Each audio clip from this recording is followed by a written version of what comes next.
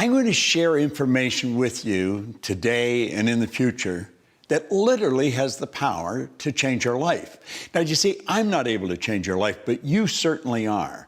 And I have found that it's ideas that literally change everything in our life. Many, many years ago, I'm going back over 50 years ago, I was fortunate enough to be handed a book, Think and Grow Rich. But along with the book, the man that gave it to me gave me specific directions on how to use it. I guess today you'd have called him my coach or my mentor. He was just actually a real good friend that was able to see something in me that I couldn't see in myself. Now, up to that time, I had gone down every road you could think of, but none of them led to a good end. I was on the wrong road. And my life was just dull. I couldn't earn any money. I wasn't particularly happy. I never got a good job. I had no formal education, a couple of months high school, and I had no actual business experience.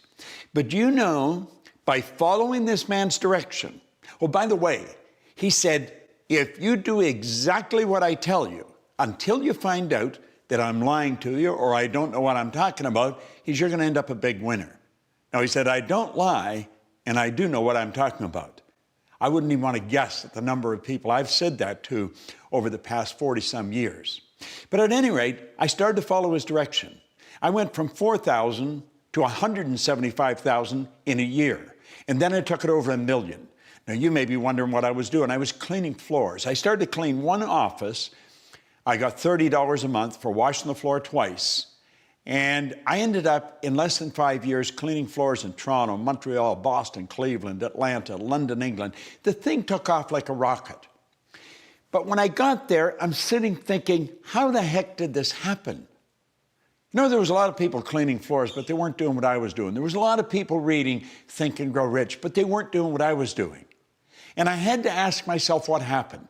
I had been raised to believe, probably much the same as you, that if you're going to earn a lot of money, you got to be really smart. I knew I wasn't very smart, but I was earning a lot of money. So I started looking, and I started searching. It took me 9 years, and I finally got the dots to connect. And when I got the dots to connect, and I figured out why I changed, I realized I had discovered something very, very valuable. Do you know this may sound odd, but it's true. You can go into the largest companies in the world, and they all have stars, but relatively few of them can tell you why they're stars. They don't know why they're stars. Find the top salesperson in any organization. 99 out of 100 of them cannot tell you why they're the top salespeople. You see, if they knew, or if the company knew, the company cannot give it everybody. Well, I knew why I was winning. Now, mind you, it took me 9 years to figure it out. I studied with some of the most brilliant people in the world. And when I got it figured out, all I wanted to do was share it. I wanted everybody to know it. It was such a simple thing, and it was such a phenomenal discovery for me. But I had a problem. I was shy, and I was very quiet, and I was withdrawn. I mean, I wouldn't ask a question in front of 4 or 5 people. Sometimes I wouldn't ask a question anywhere because I was so insecure in that area. Very knowledgeable in one area, but very insecure. And one day I was standing in the back of the ballroom at the O'Hare Hyatt Hotel. And there were 1,000 people in the audience. And they were broken into 2 banks, 500 here, 500 here, with an aisle down the center. Bill Gove was the speaker. Now, Bill's gone now, God bless him, but he was considered the Frank Sinatra of speakers. I mean, he was the best in the world. And I was watching him. And he had a handheld mic, and he was on the front corner of the group on the right-hand side of the ballroom.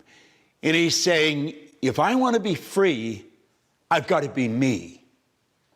Not the me I think you think I should be. Not the me I think my wife thinks I should be. Not the me I think my kids think I should be. If I want to be free, I've got to be me.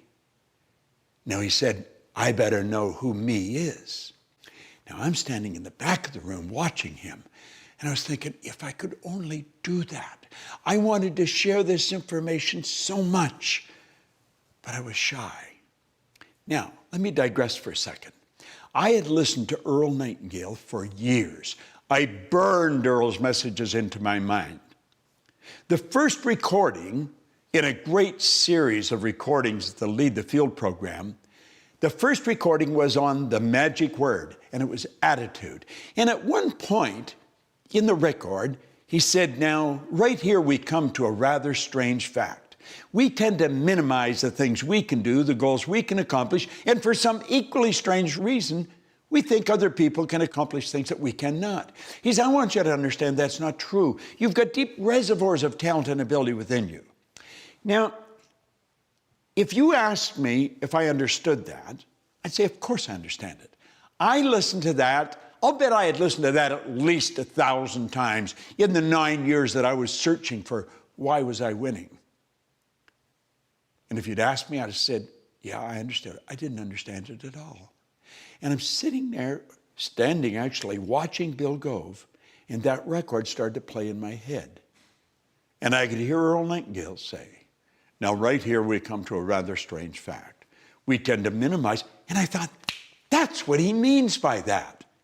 And I made up my mind, I was not only going to do and learn to do what Bill Gove had just done in front of me, I was going to get him to teach me. And I did. And Bill Gove and I became great friends. In fact, the last speech Bill Gove made was for my company.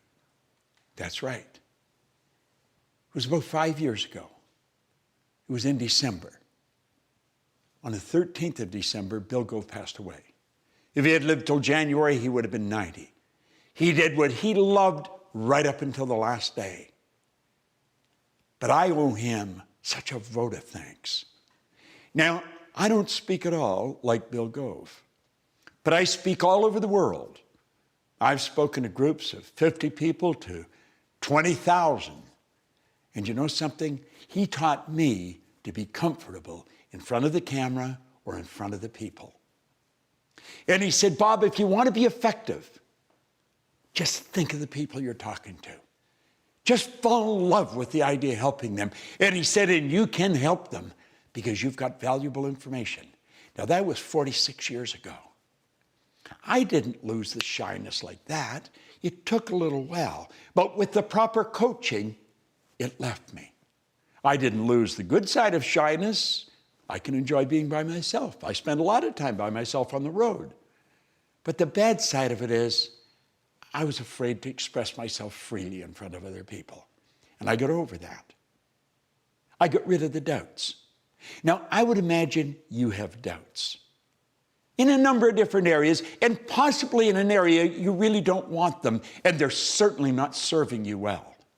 You're going to find 6 Minutes to Success is a program that's designed to show you how to eliminate the doubts and how to get results. We get results that stick, and that's so important because I've studied a lot of material. I've watched a lot of people working, and you can read a book or listen to some recordings or go into a seminar, and you'll find that right away there's a blip in your results. They get better, but they come right back down. They don't stick.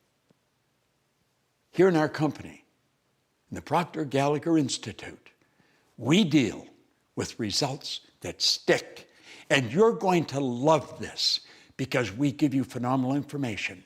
Now, the one point that I want you to burn into your mind right now, and it may be totally illogical at first. Watch this over and over and over and over again. It's the repetition that fixes it in your mind.